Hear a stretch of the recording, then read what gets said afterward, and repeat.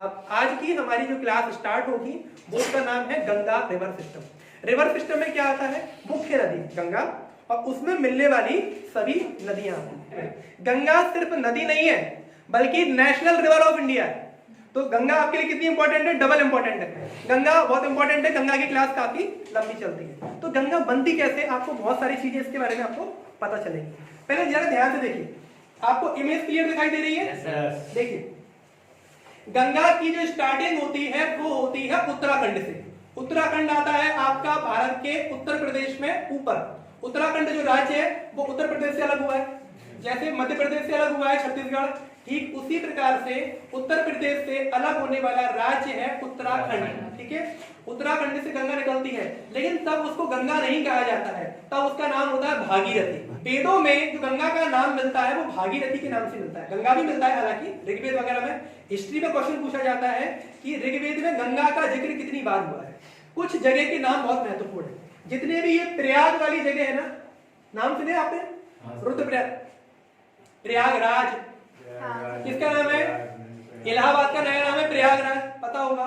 तो समझिए, ये जो आप जगह देख रहे हैं रुद्रप्रयाग, कर्णप्रयाग, नंदप्रयाग और विष्णुप्रयाग, ये जगह आती है उत्तराखंड में। किसमें आती है? उत्तराखंड। अब बताइए, उत्तराखंड में हिमालय है क्या? नहीं। उत्तराखंड में हिमालय है। तो ध्यान से सुनिए, रुद्रप्रयाग से जो नदी निकलती है छोटी सी, उसका नाम है मंदाकिनी। क्या नाम है? मंदाकिनी। उसी के बगल में एक कर्णप्रयाग नाम की जगह है, वहां से नदी निकलती है, उसका नाम है पिंडर। क्या नाम है? पिंडर। एक जगह है नंदप्रयाग, वहां से जो नदी निकलती है उसका नाम है मंदाकिनी। विष्णु प्रयाग से जो नदी निकलती है उसका नाम है धौली गंगा। तो 1 2 3 4 समझ में आ गया? ये होगी जगह के नाम और ऊपर होगी नदियों के नाम। ये चारों नदियां जब मिल जाती है तब उसका नाम पड़ता है अलकनंदा। समझ में आ गया? अलकनंदा कौन सी चार नदियों से मिलकर बनी है? मंदाकिनी, पिंडर, नंदाकिनी और धौली गंगा। क्लियर है यहां तक का? इन चार नदियों के मिलने से बनती है अलकनंदा। ठीक है, और एक नदी है आपकी गंगोत्री से निकलती है, गंगोत्री के गौमुख से, उसको बोलते हैं भागीरथी। इसी को मुख्य गंगा धारा कहा जाता है। तो जब उत्तराखंड से ये नदी निकलती है तब उसको क्या कहा जाता है? भागीरथी। तो यहाँ पे नदी कौन सी थी? अलकनंदा। और ये कौन सी नदी है? भागीरथी। अलकनंदा और भागीरथी नदी एक जगह आके मिल जाती है, उस जगह का नाम है देवप्रयाग। तो जब ये दोनों नदियां मिल जाती हैं, कहां पर? देवप्रयाग में, भागीरथी और अलकनंदा, तब इसको बोलते हैं गंगा। समझ में आ गया? तो आप इसे गंगा के नाम से जानते हैं। गंगा के बनने की कहानी भी काफी लंबी है। तो इन सभी में अब आपको लगेगा ये वाली मुख्य नदी को भी चार नदियों से मिलकर बनी है, तो ये मुख्य नदियां नहीं। अगर इसको नहीं मानेंगे तो भागीरथी को भी गंगा कहा जाता है। भागीरथी कहां से निकलती? गंगोत्री ग्लेशियर से। गंगोत्री जगह का नाम है, मैंने आपको बताया था, केदारनाथ, बद्रीनाथ, गंगोत्री, यमुनोत्री। उत्तराखंड में चारों धाम के नाम से जाने जाते हैं, पता होगा आपको। तो इसमें ग्लेशियर का नाम पूछा जाता है, तो गंगोत्री ग्लेशियर। ग्लेशियर क्या होता है मैंने आपको बताया था, जब कोई बर्फ का पूरा पहाड़ बन जाए, बर्फ का पूरा पहाड़ बन जाए। सही है, बर्फ, पहाड़ पर बर्फ नहीं बोल रहा हूं, बर्फ का पहाड़ बोल रहा हूं, और हाँ वो कई हजार साल से पिघला ना हो, तब उसको बोलते हैं ग्लेशियर। उत्तराखंड में उसी ग्लेशियर के टूटने से बाढ़ आई थी अभी कुछ टाइम पहले। ये ग्लेशियर टूटने की घटनाएं कहाँ होती है? उत्तराखंड, क्योंकि वहां ज्यादा पाए जाते हैं। ये भी तो उत्तराखंड है, ये भी तो उत्तराखंड है।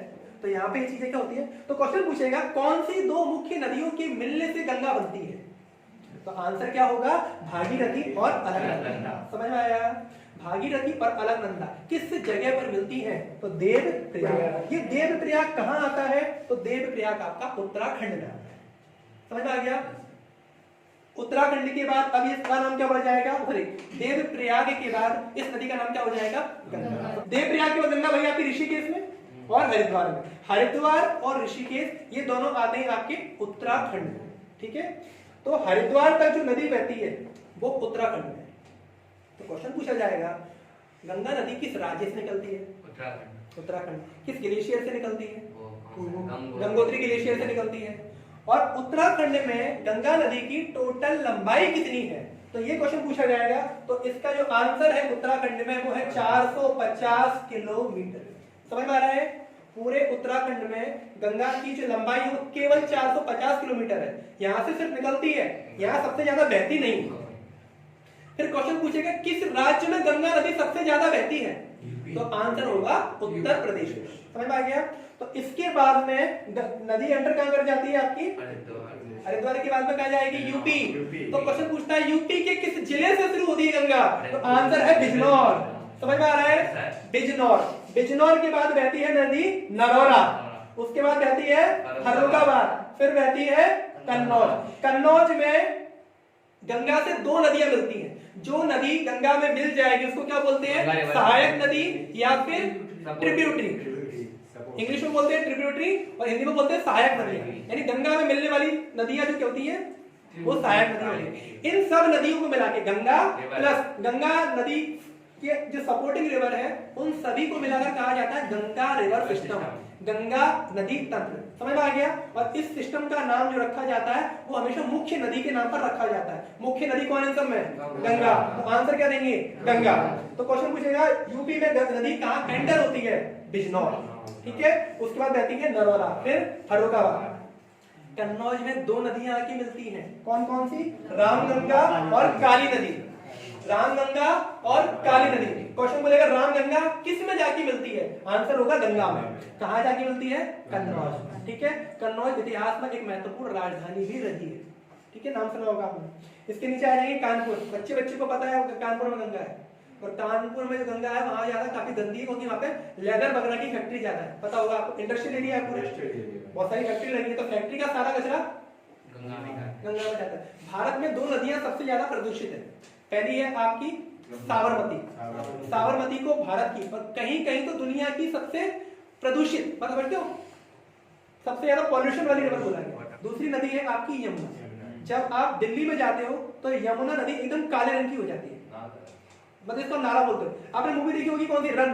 अभिषेक बच्चन के साथ में एक जो व्यक्ति होता है, देखा है, वो गंगा बोल के नाले में उड़ा देता है, देखा है वो सीन। दुबला पतला सा व्यक्ति होता है, तो वो कौन सी नदी होती है, यमुना। गंगा नहीं, यमुना। दिल्ली में गंगा है क्या, नहीं, यमुना है दिल्ली में। समझ में आ रहा है। और बोलेगा विश्व की सबसे साफ नदी कौन सी है, तो वो है राइन। राइन पढ़ाया था आपको वर्ल्ड ज्योग्राफी में। राइन नदी दुनिया की सबसे साफ नदी है, जरा सा कचरा भी उसमें गिर जाए ना तो दिखाई देता है। ठीक है, तो कन्नौज में मिलती है आपकी रामगंगा और काली गंगा। इसके बाद आता है आपका कानपुर, उसके बाद आता है फतेहपुर। फतेहपुर के बाद आता है एक महत्वपूर्ण शहर इलाहाबाद। क्या आता है, इलाहाबाद। इलाहाबाद में आपकी नदी मिल जाती है यमुना। इलाहाबाद में कौन सी नदी मिलती है, यमुना। और ये जो यमुना है वो गंगा की सबसे बड़ी सहायक नदी है। मतलब गंगा में कई सारी नदियां मिलती है ना, उसमें जो सबसे बड़ी नदी है उसका नाम है यमुना। ठीक है, तो क्वेश्चन पूछेगा यमुना किस शहर में गंगा से मिलती है, तो आंसर दोगे इलाहाबाद। अब इसका नाम हो चुका है प्रयागराज, तो आंसर क्या होगा, प्रयागराज। ठीक है, अब यमुना इसकी सबसे बड़ी सपोर्टिंग रिवर है, तो यमुना पे भी तो क्वेश्चन बनेंगे। तो यमुना पे क्वेश्चन बनता है यमुना निकलती कहां से है, तो यमुनोत्री। समझ में आ गया। गंगा कहां से निकली थी, गंगोत्री। समझ में आ रहा है, ये गंगोत्री से, ये यमुनोत्री। गंगोत्री और यमुनोत्री को इसलिए धाम कहा जाता है। ठीक है, दोनों का आते हैं उत्तराखंड में। यमुना में भी बहुत सारी नदियां मिलती हैं। आपके यहाँ की जो प्रमुख नदी है चंबल, वो किसमें मिलती है, यमुना में। केन नदी, सिंध नदी, हिंडन नदी, बेतवा नदी। अब आप बोलोगे सिंध कहां से आ गया, सिंध तो ऊपर था। वो सिंध नहीं था, वो सिंधु था। इससे पहले आपने जो नदी पढ़ी थी इंडस, वो सिंधु थी। यहाँ कौन सी है, सिंध। सिंध नदी को नदियों का मायका भी कहा जाता है। कहा जाता है कि नहीं कहा जाता। जब तीर्थ धाम आते हैं तो बोलते हैं जिसने सिंध नदी में नहा लिया सब लोग के सारे पाप धुल गए। हालांकि हर नदी का अपना महत्व है धर्म के हिसाब से, माइथोलॉजी की और धर्म के हिसाब से हर नदी का अपना एक अलग महत्व है। तो गंगा में मिलने वाली नदियां हैं चंबल, बेतवा, केन, सिंध और हिंडन। जिस प्रकार से गंगा की सबसे बड़ी सहायक नदी कौन थी, यमुना, उसी प्रकार से यमुना की सबसे बड़ी सहायक नदी है चंबल। याद रखना इस क्वेश्चन को। क्वेश्चन पूछता है कौन सा शहर चंबल के किनारे स्थित है, तो राजस्थान का कोटा शहर। समझ में आ रहा है यहाँ तक का, पहले इसको नोट कीजिए फिर अपन आगे बढ़ेंगे। इलाहाबाद यानी कि प्रयागराज में गंगा नदी के बहने के बाद गंगा यानी कि प्रयागराज जो रिवर जाती है वो आती है आपकी मिर्जापुर। मिर्जापुर का नाम सुना होगा, मिर्जापुर वेब सीरीज या मूवी में आपने इसका नाम सुना हुआ। इसके बाद में आती है वाराणसी। वाराणसी इंपॉर्टेंट है क्योंकि प्रधानमंत्री नरेंद्र मोदी का संसदीय क्षेत्र वाराणसी ही है। ठीक है, और सबसे पुराना शहर भी वाराणसी है भारत में, ठीक है। तो वाराणसी में रहती है, वाराणसी में गंगा घाट किनारे घाट लगता है। बनारसी है ना? हाँ, बनारस को ही वाराणसी बोलते हैं, इसी को काशी बोलते हैं। नहीं, चुनाव लड़े थे यहाँ पे। प्रधानमंत्री नरेंद्र मोदी यहाँ से क्या है, सांसद है, ठीक है। सांसद वो 2 जगह से बने थे, लेकिन उन्होंने गुजरात की सीट छोड़ दी, क्योंकि इलेक्शन आपको एक ही जगह से जीतना होता है। मतलब जो सीट का त्याग कर देते हैं वो सीट वेकेंट हो जाती है, फिर वहां से जो इलेक्शन होता है उसको बोलते हैं बाय पोल इलेक्शन, ठीक है, बाय पोल। इसको हिंदी में बोलते हैं उपचुनाव। ये चीजें पॉलिटिक्स में। वाराणसी को ही काशी या बनारस कहा जाता है, ठीक है। इसके 3 नाम है, वाराणसी, बनारस या काशी। आपने नाम सुना होगा BHU, नाम सुना है, बनारस हिंदू यूनिवर्सिटी काशी, ठीक है। इसके बाद आती है आपकी गाजीपुर।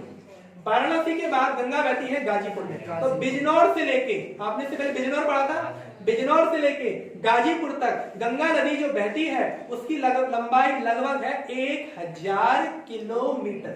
तो क्वेश्चन पूछेगा भारत में सबसे ज्यादा गंगा नदी किस राज्य में बहती है, तो आंसर देंगे यूपी। कितना बहती है, तो 1000 या फिर 1000 के पास वाला जो नियरेस्ट आंसर होगा वो हो जाए, ठीक है। प्रदेश के बाद में जो गंगा नदी बहती है वो बहती है आपकी बिहार में।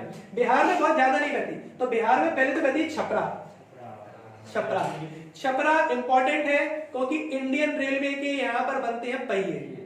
छपरा में क्या बनते हैं, भारतीय रेल के जो पहिए लगे रहते हैं ना, वो बनते हैं कहां पर, छपरा में। और डिब्बों के बीच में जो स्प्रिंग लगी रहती है वो बनती है आपकी सिथौली, ग्वालियर।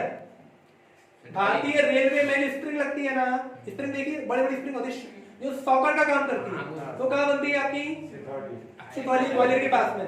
पहिए कहां बनते हैं, छपरा। छपरा कहां आता है, बिहार में। बिहार में इसी छपरा में एक नदी मिलती है घाघरा। इसी छपरा में एक नदी मिलती है घाघरा, और वो घाघरा निकलती है नेपाल से, ठीक है। क्वेश्चन पूछा जाएगा नेपाल से निकलने वाली कौन सी सहायक नदी छपरा में मिलती है, तो घाघरा, ठीक है, याद रहेगा। इसके बाद नदी आती है पटना। पटना में नदी मिलती है आपकी सोन नदी। कौन नदी, उत्तर दिशा में बहने वाली नदी है, ठीक है। पटना के बाद आता है आपका हाजीपुर, और हाजीपुर में आपकी नदी मिलती है गंडक। ये गंडक भी निकलती है नेपाल से। नेपाल की राजधानी है काठमांडू, सबको पता होगा। तो उस काठमांडू से नदी निकलती है गंडक, और गंडक हाजीपुर में जाके मिल जाती है।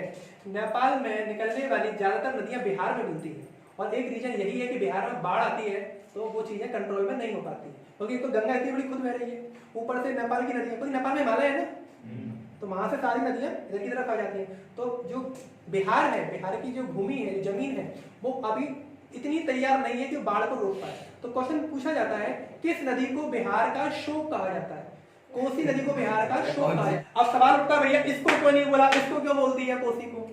कारण ये है कोसी नदी बार बार अपना पाथ चेंज करती है। जब इसमें पानी ज्यादा भर जाता है ना, ऐसे समझिए, जैसे मान लो नदी की बहने की दिशा क्या है, ऐसी बहती कोसी, केवल एग्जांपल के लिए समझिए, कोसी बह रही है कैसी, ऐसी।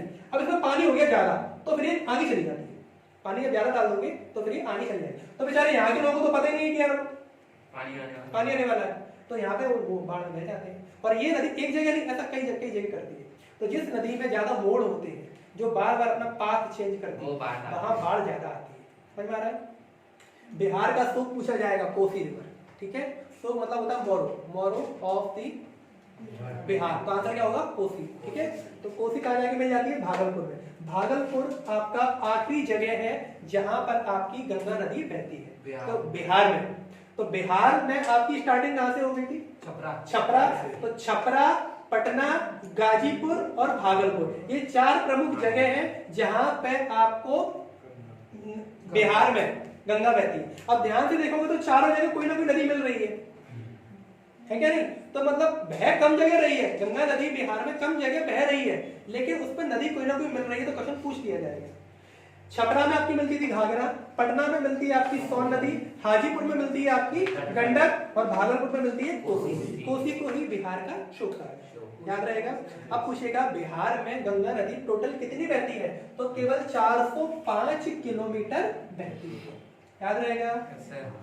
क्वेश्चन पूछता है सबसे कम किस राज्य में बहती है, तो वो बिहार नहीं है। उसके बाद मिलेगा आपको झारखंड। झारखंड में केवल 40 किलोमीटर बहती है गंगा नदी। बिहार के बाद आता है आपका झारखंड।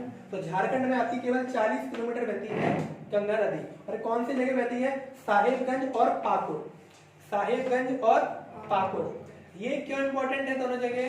क्योंकि जब आपसे क्वेश्चन ये पूछा जाएगा 4 ऑप्शन देकर कि इनमें से गंगा किस जगह नहीं बहती है, तो 3 तो ऑप्शन डाल देगा बहुत फेमस इलाहाबाद या इस प्रकार के है ना, प्रयागराज वगैरह डाल देगा, कानपुर डाल देगा।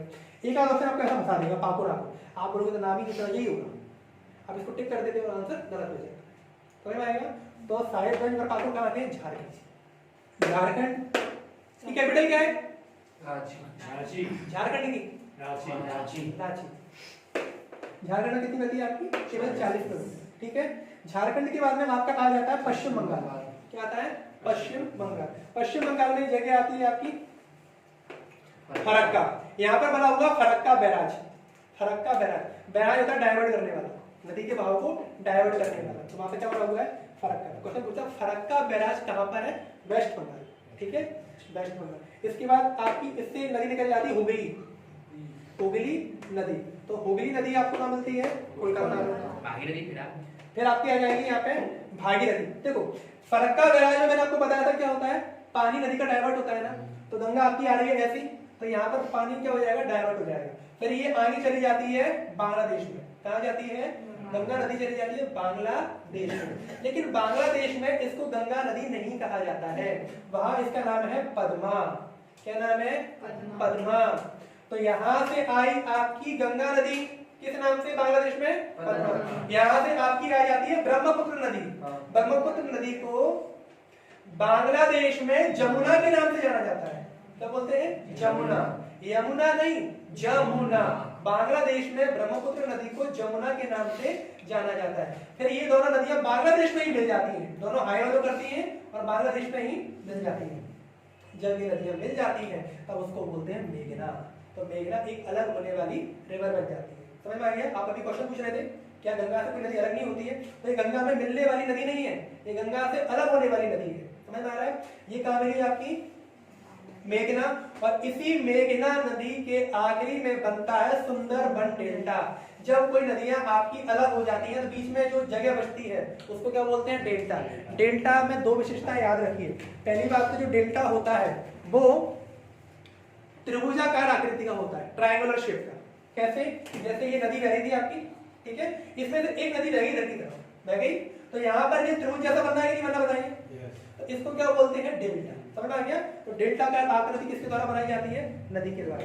डेल्टा जो बनाया है गंगा ने उसका नाम क्या है? सुंदरबन डेल्टा। ये पूरी दुनिया का सबसे बड़ा डेल्टा है, पूरी दुनिया का सबसे बड़ा डेल्टा है। और डेल्टा हमेशा उपजाऊ होता है, यानी कि फर्टाइल होता है। यहाँ पर जो पेड़ पौधे पाए जाते हैं वो दलदली भूमि में पाए जाते हैं। दलदली मतलब तो मार्शी लैंड, कीचड़ वाली जगह। तो यहाँ पर पाए जाने वाले पेड़ पौधों को कहा जाता है मैंग्रोव ट्री। कौन सी ट्री? Mangrove tree. इस मैंग्रोव ट्री की जो लकड़ियां होती हैं वो हल्की होती हैं। कैसी होती हैं? हल्की, लेकिन मजबूत होती हैं। तो नाव वगैरह जो बनती है वो उसी मैंग्रोव ट्री की लकड़ियों की बनती है। समझ में आ रहा है? तो मैंग्रोव ट्री कहाँ मिलेगा आपको? सुंदरबन डेल्टा में। और सुंदरबन डेल्टा कहाँ मिलता है? भारत और बांग्लादेश। कुछ हिस्सा भारत में, कुछ हिस्सा बांग्लादेश में। और ये पूरी दुनिया का सबसे बड़ा डेल्टा है। समझ में आया? ये डेल्टा का मैंग्रोव ट्री रहता है। दलदली वाली जगह पे जो ट्री होता है उसको मैंग्रोव बोलते हैं। दलदली समझ लो, कीचड़ वाली जगह आपको याद रहेगी, वहां जो पेड़ पौधे निकलते हैं वो कैसे होते हैं? मैंग्रोव। लकड़ी हल्की क्यों होती है? समझिए, दलदली वाले क्षेत्र में क्या किसी पौधे की जड़ ज्यादा टिक पाएगी? तो अगर मान लो पेड़ है ना दलदल में लग जाए बरगद जैसा, तो उसकी जड़ कैसी हो जाएगी? कमजोर। और पेड़ हो गया दंदा तो वो गिर जाएगा। इसलिए नेचर में हर चीज को बैलेंस करके रखता है। तो जड़ों को ज्यादा लोड ना पड़े, रूट पे ज्यादा लोड ना पड़े, इसलिए जो पौधा होता है मतलब जो स्टेम तना निकलता है हल्का होता है। तो उसकी लकड़ी का इस्तेमाल किया जाता है नाव वगैरह बनाने के लिए। समझ में आ रही बात? यहाँ पे नाव हल्की लकड़ी से बनाई जाती है, पता है ना आपको? नाव भी हल्की लकड़ी से बनती है। और क्रिकेट का बैट देखा होगा, क्रिकेट का बैट, क्रिकेट खेला है? उसका जो बैट होता है वो अलग तरह की लकड़ी होती है, ठीक है? तो विलो लकड़ी होती है। कौन सी लकड़ी होती है? विलो। क्रिकेट का बैट जो बनता है बड़े बड़े खिलाड़ियों में देखे आपने, उसके ऊपर आपको टैगिंग कर MRF बैट, वो अलग चीज होती है, ठीक है? लेकिन जो लकड़ी होती है तो वो होती है विलो लकड़ी। वो भी इसी प्रकार की मजबूत लकड़ी होती है, लेकिन हल्की। क्योंकि क्रिकेटर को जब शॉट मारना होता है तो हल्की लकड़ी से तो मर पाएगा। यहाँ पर इसके बाद में जो नदी गिरती है, अब बताइए भारत के इस तरफ बह रही नदी, यहाँ से बहती हुई आई थी आपकी नदी और इस तरफ जाके गिरी, तो इस तरफ क्या पड़ेगा आपको? बे ऑफ बंगाल, जिसको कहते हैं बंगाल की खाड़ी। ध्यान से देखिए, ये भारत का मैप देख रहे हैं, भारत के मैप के इस तरफ लेफ्ट साइड में जो है वो अरब सागर, ये देख रहे हैं, ये क्या है? अरब सागर। अगर जितनी भी नदियां इधर की तरफ बहती है, मतलब लेफ्ट साइड में बहती है, तो वो कहां जाके गिरेगी? अरेबियन सी यानी कि अरब सागर में जाके गिरेगी। झारखंड में नदी बही थी 40 किलोमीटर, झारखंड के बाद आपका राज्य आ गया क्या? पश्चिम बंगाल। पश्चिम बंगाल में ये नदी बहती है आपकी 520 किलोमीटर, 520 किलोमीटर, बस यहाँ पे आपकी गंगा जाके गिर जाती है। पश्चिम बंगाल में एंटर करते समय आपको मिला था यहाँ पर फरक्का में बना हुआ है फरक्का बैराज। फरक्का बैराज का काम क्या होता है? पानी को डाइवर्ट करने का काम होता है। यानी गंगा का जो फ्लो है उसके 17 किलोमीटर लंबे पाथ को ऑपरेट करता है फरक्का बैराज। कहां पर आता है? पश्चिम बंगाल में। इसी फरक्का बैराज से जब नदी निकल जाती है हुगली, तो कथा में मिलती है आपको हुगली रिवर, और कोलकाता है पश्चिम बंगाल की कैपिटल। मालूम है आपको, भारत की राजधानी दिल्ली बनने से पहले कोलकाता थी। दिल्ली जब भारत की कैपिटल नहीं थी, उससे पहले थी आपकी कोलकाता। तो हुगली नदी मिलती है आपको कोलकाता में। तो यहाँ भारत में जो रिवर बह रही है वो ऊपर आया गया है, और साइड बताया गया आपको ये नदी चली जाती है कब? जब बांग्लादेश में, तब उसका नाम क्या हो जाता है? पद्मा। उसी पद्मा से निकलती है आपकी मेघना रिवर, और वो मेघना जाके कहाँ चली जाती है? बंगाल की खाड़ी यानी कि बे ऑफ बंगाल में। सेम केस यहाँ पर चलता है, हुगली रिवर निकली आपकी, तो हुगली रिवर कहाँ जाके गिरेगी? हुगली रिवर भी तो बंगाल की खाड़ी में गिरेगी ना, क्योंकि हुगली भी इस तरफ आती है आपके। और यहाँ पर एक आपको द्वीप मिलेगा, गंगा सागर द्वीप। क्वेश्चन पूछता है गंगा सागर द्वीप कहाँ बना है, तो या तो आप गंगा आंसर दीजिए, लेकिन गंगा ऑप्शन में होता नहीं है, तो आंसर देंगे आप यहाँ पे हुगली। समझ में आ गया? अब हुगली कहाँ बताया आपको? कोलकाता में। तो पश्चिम बंगाल में ही मिलेगा आपको बचा हुआ गंगा का। विश्व का सबसे बड़ा द्वीप कौन सा है? ग्रीनलैंड। लेकिन अगर बोलेगा विश्व का सबसे बड़ा नदी द्वीप, नदी द्वीप का मतलब है जो चारों तरफ नदी से घिरा हुआ है, तो वो आएगा मांजुली। क्या आएगा? मांजुली। आपको फैक्ट में भी लिखाया है, अगर याद हो किसी को तो, वरना नेक्स्ट रिवर आएगी आपकी ब्रह्मपुत्र। एक क्वेश्चन पूछा जाता है, गंगा नदी भारत के कितने राज्यों में बहती है? तो आप आंसर दे पाएंगे? गंगा नदी भारत के 5 राज्यों में बहती है। पहला है आपका उत्तराखंड, दूसरा है आपका यूपी, तीसरा है आपका बिहार, झारखंड और पश्चिम बंगाल। फिर क्वेश्चन पूछेगा गंगा नदी भारत के किस राज्य में सबसे ज्यादा बहती है? तो यूपी। कितना बहती है? लगभग 1000 किलोमीटर। फिर क्वेश्चन पूछेगा आपसे गंगा नदी भारत के किस राज्य में सबसे कम बहती है? तो हो जाएगा आपका झारखंड, अप्रोक्सीमेट 40 किलोमीटर बहती है। फिर क्वेश्चन पूछेगा भारत की सबसे लंबी नदी, तो गंगा। गंगा की टोटल लंबाई कितनी है? 2525 किलोमीटर। गंगा के बारे में बहुत सारे फैक्ट आगे भी है, एक वीडियो या एक क्लास में कवर करना इसको पॉसिबल नहीं है।